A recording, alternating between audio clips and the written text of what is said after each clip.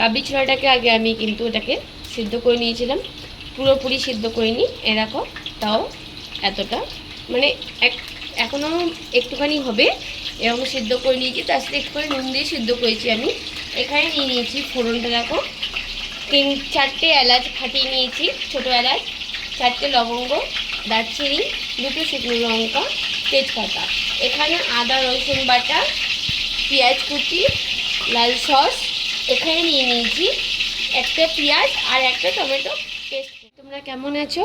আজকে আমি তোমাদেরকে করে দেখাবো চানা মশলা। তার জন্য আমি ফোড়নটা দিয়ে দেবো আগে। এখানে সব কিছু নিয়ে নিয়েছি, দেখো তেজপাতা, শুকনো লঙ্কা, দারচিনি, এলাচ আর লং। আমি এলাচটাকে ফাটিয়ে দিয়েছি, না হলে তেলের মধ্যে দিলে ফাটে। দেখেছ? মশলাটা ভাজা হয়ে গেছে। এবার আমি দিয়ে দেবো, এখানে নিয়ে নিয়েছি ছোটো ছোটো 2টো পেঁয়াজ কুচিয়ে নিয়েছি।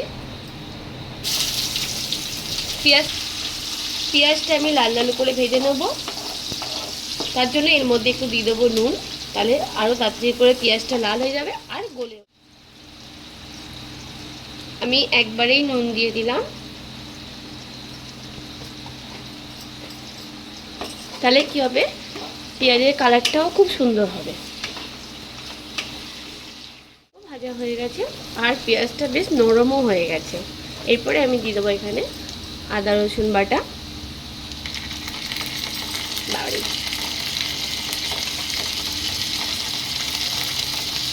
আদা রসুন বাটা। তারপরে দেবো টমেটো আর পেঁয়াজটা যেটা বেটেছিলাম সেটা দিয়ে দেবো।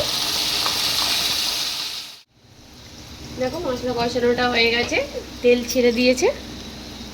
এরপরে আমি দিয়ে দেবো টমেটো সস। এখানে নিয়ে নিয়েছি বড় চামচে 2 চামচ।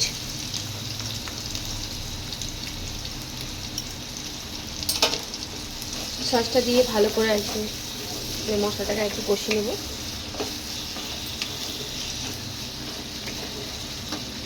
মশলা সস দিলে পরে কালারটা পুরো চেঞ্জ হয়ে যায়। দেখো দিলাম সঙ্গে সঙ্গে কালারটা চেঞ্জ হয়ে গেল, আর তারপরে তেলটা আরও সুন্দর করে ছেড়ে দেয়।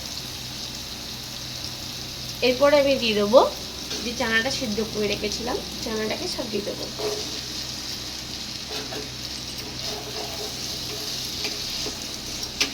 চানাটাকে দিয়ে আমি ভালো করে কিছুক্ষণ কষিয়ে নেবো।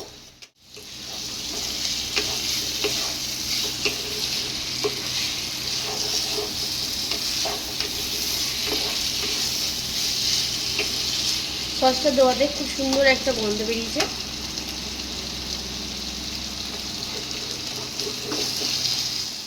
চানাগুলো দিয়ে আমি অনেকটা কষিয়ে নিয়েছি। এবার আমি একটু জল দেবো।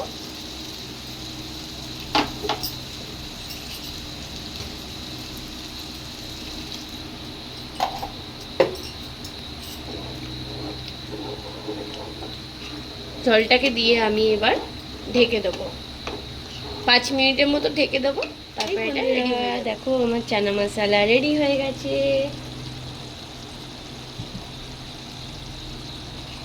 এতে আমি আর গরম মশলা দেবো না, যেহেতু গরম মশলা আমি ফোড়নে দিয়েছি। আর চানাটা খুব সুন্দর গলে গেছে, এই দেখো খুব সুন্দরভাবে গলে গেছে। আর মশলাটা তো সেই মানে গন্ধ বেরোচ্ছে, তোমাদেরকে কি বলবো, খুব সুন্দর সেন্ট বেরোচ্ছে। ওটা তোমরা না বানিয়ে খেলে বুঝতে পারবে না। আর তোমরা যেরকম বাইরের রেস্টুরেন্টে খাও ঠিক কিন্তু সেম আমি ওরকম বানিয়েছি, কোনো কালার মশলা কিচ্ছু দিইনি আমি। আর এটা আমি হালকা হালকা গ্রেভি রেখেছি, এর জন্য এটা লাচ্ছা পরোটার সাথে আমাদের খাওয়া হবে, তার জন্য এটা আমি হালকায় এই এতটাই গ্রেভি রেখেছি। দেখো আর চানাগুলো খুব সুন্দর হয়ে গেছে। এবার এটা আমার রেডি হয়ে গেল। তোমরাও বাড়িতে এরকম করে ট্রাই করবে, খুব সুন্দর খেতে লাগবে। তাহলে কিন্তু তোমাদের আর বাইরে যেয়ে খেতে হবে না।